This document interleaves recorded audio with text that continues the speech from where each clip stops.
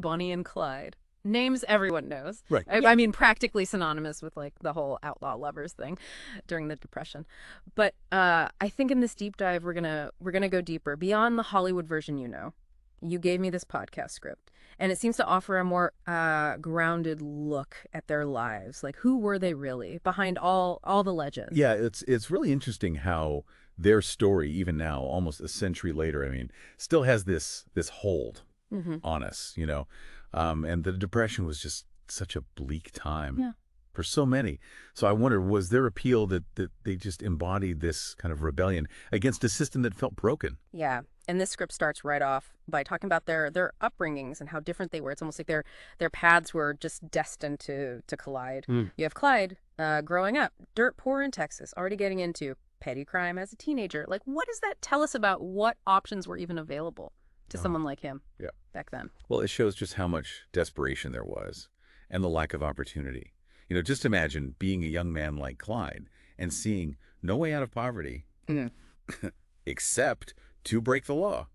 It's a pretty bleak reality, and unfortunately, it's something that still resonates in some communities today. And then you've got Bonnie, born just a year after Clyde, but with a totally different outlook. It describes her as a dreamer, a poet, someone who clearly wanted more than what her circumstances were giving her. Makes you wonder, like, did they find each other because they were so different, or because they were actually looking for the same thing? That's a good point. Maybe it was the contrast that drew them together at first, but it was that shared yearning for something more that cemented their bond. They both wanted to escape the reality of their lives, and together they saw a chance to do that. And things really take a darker turn with Clyde's imprisonment in 1930. The script, it's not just a stint behind bars. It really highlights the brutality he experienced. Could that be what turned him from a petty thief into a hardened criminal? Absolutely. The prison system back then was notoriously harsh, especially for someone like Clyde, who was already, on the margins of society. The psychological impact of that kind of environment, the violence, the dehumanization, it can be really profound. It's possible that prison didn't just punish Clyde, it actually molded him into the criminal he became. Chilling thought. And the script goes on to say that after Clyde's release, their partnership, it turned into something much more sinister. They went from small-time robberies to a string of increasingly violent crimes. In 1932, seems like the gloves came off.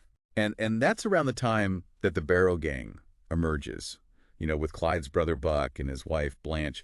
It changed their whole dynamic. It's not just two people trying to outrun their circumstance anymore. It's a full-fledged criminal enterprise now. Yeah. What do you think motivated that shift from a duo to a gang?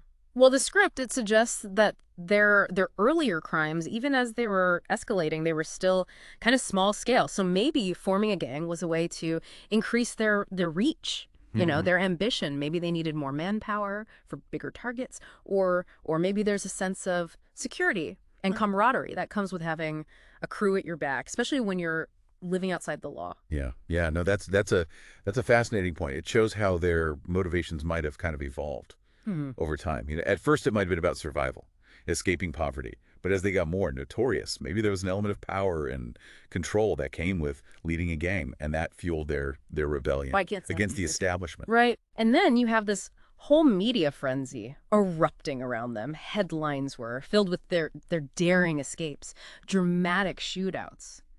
The script, it paints this picture of them, almost like becoming folk heroes to some, but it also acknowledges the dark side of their fame. Innocent lives were lost, communities terrorized.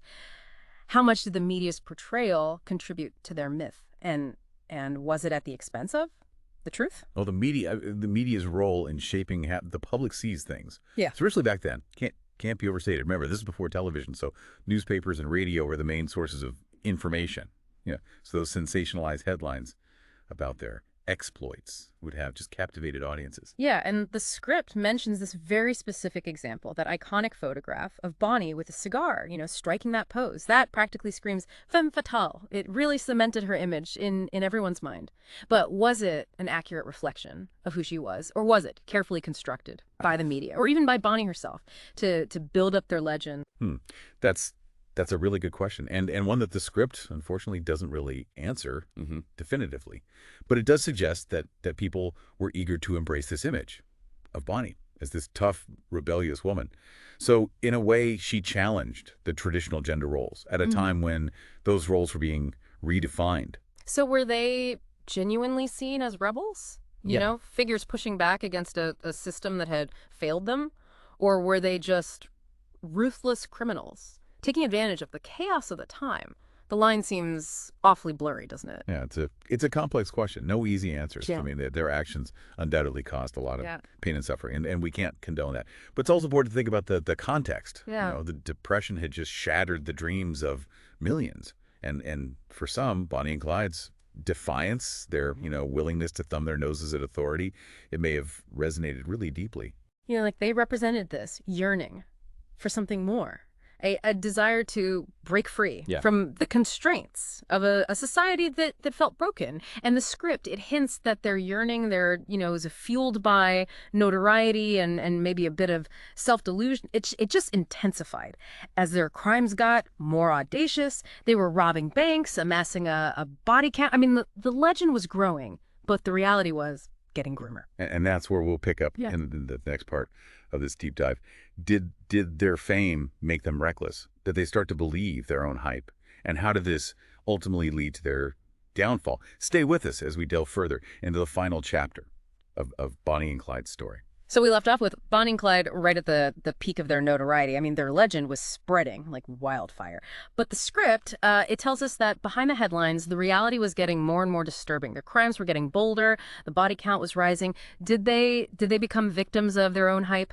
It's definitely possible. The human psyche, it's a complicated thing. When you're constantly being told that you're larger than life, it can be hard to separate the myth from reality. And in their case, that myth was all about daring rebellion, outsmarting the authorities every time.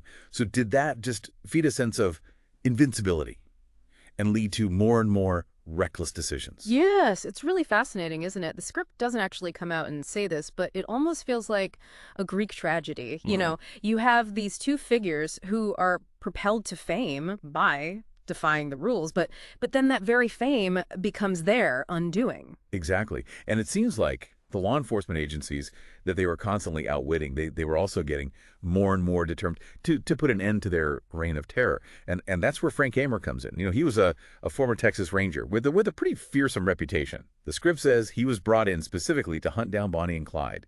Okay, yeah, now this is where it gets really interesting. Hamer, he wasn't just some random lawman. He was known for being tenacious, almost Sherlock Holmes-like, in his ability to track down criminals. The script doesn't really go into detail about his methods, but it does mention that he studied Bonnie and Clyde's movements meticulously, their habits, their patterns. He wasn't just chasing them, he was strategically planning their downfall. Yeah, that level of preparation, it really speaks to just how determined Hamer was to end their crime spree. He wasn't going to just rely on chance or shootouts. He was playing the long game, waiting for the perfect moment to strike. And that moment, it came on May 23rd, 1934, on a rural road in Louisiana. The script, it describes the scene as this carefully orchestrated ambush. Yeah, it's a far cry from those romanticized gun battles you always see in movies. Right. This wasn't some showdown in a dusty saloon.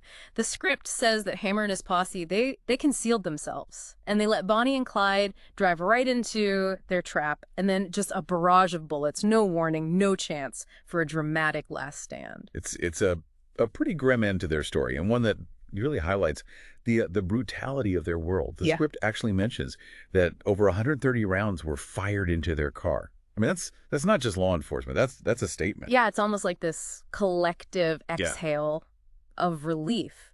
But it's also a stark reminder that there was nothing glamorous about their demise. Their legend was built on defying authority, escaping death over and over. But in the end, reality, it caught up in the most brutal way imaginable.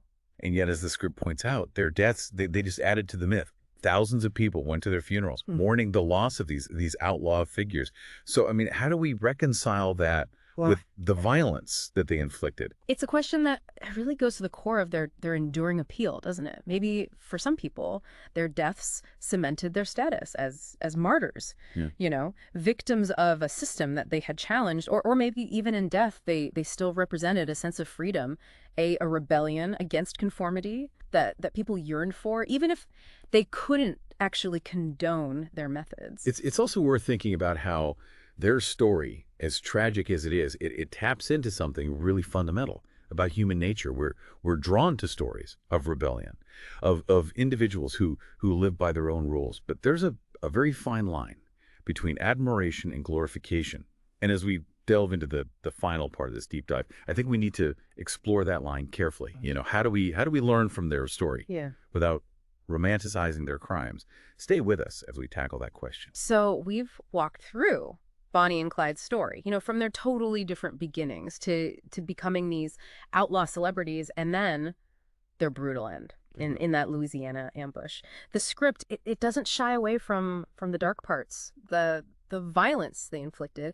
But as we've been saying, their legend, it still fascinates us. So how do we reconcile that, the fascination with the harm they caused? Yeah, it's a question that's been around for a long time. Historians, cultural critics, they've all been trying to figure it out. And I think part of it goes back to what we were talking about before. Their story, even though it's a tragedy, it embodies this yearning for freedom, pushing back against constraints. It's almost like a dark fairy tale, a cautionary tale, but wrapped up in this allure of rebellion. Yeah, that's a great way to put it. We're drawn to their audacity, their disregard for the rules. Right. But we also have to acknowledge that their rebellion, it came at a terrible cost. And the script, it makes that very clear. Right. And that's the key point. It's one thing to admire their daring, how they outsmarted the authorities, but it's something else entirely to condone what they did, to forget about the victims. Romanticizing their story, it almost minimizes the pain they caused. Yeah, the script, it feels like it's walking this tightrope. Yeah. Trying to give a balanced view without shying away from the consequences. It's not about justifying their crimes, but understanding what led them down that destructive path. And that's where understanding the historical context is so important. We can't just look at Bonnie and Clyde in isolation. They were products of their time, a time of incredible upheaval, social, economic. I mean, the Depression had just devastated so many people's lives, leaving them feeling desperate, disillusioned.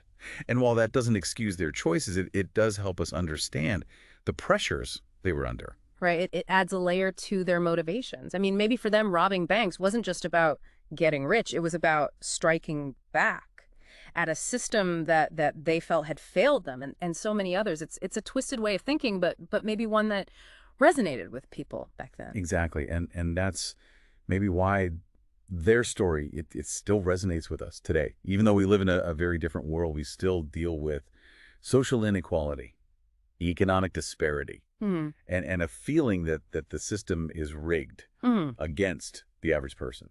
So in a way, Bonnie and Clyde's story is like a cautionary tale. It reminds us that, rebellion can be attractive, but it's so important to channel that energy into positive change. Absolutely. We all have the capacity for good and bad inside us. It's the choices we make, the paths we choose that determine which side wins out in the end. And Bonnie and Clyde's story, as tragic and violent as it was, it can remind us of that. That basic truth. Well said. It's a story that makes us think critically, to separate the myth from the reality, and to recognize the power and responsibility we have in shaping our own destinies. Thanks for joining us on this deep dive into the world of Bonnie and Clyde. We'll see you next time for another fascinating look at history's most compelling figures.